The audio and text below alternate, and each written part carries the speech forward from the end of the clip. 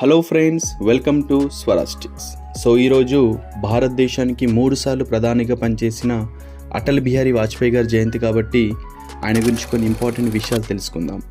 United nation ఆర్గనైజేషన్లో హిందీలో మాట్లాడిన ఫస్ట్ పర్సన్ వాజ్పేయి గారు కాబట్టి ఈరోజు క్లాస్ కూడా హిందీలోనే చెప్పుకుందాం.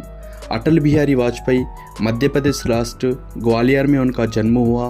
इन्होंने भारत देश को 10th प्राइम मिनिस्टर थे. भारतीय जनता पार्टी से फर्स्ट प्रधानी वाजपेयी थे. जब 1998 में पोखरान टेस्ट हो रहा था, जबकि प्रधानी अटल बिहारी वाजपेयी थे. भारत और पाकिस्तान के बीच 4th वार जब 1999 में कारगिल युद्ध हो रहा था, उस समय भारत देश के प्रधानी अटल बिहारी वाजपेयी थे. इनको ने 1992 में पद्म विभूषण मिला और 2015 में भारत रत्न मिला. इनके जन्मदिन 25 दिसंबर को सुपरिपालन दिवस बनता.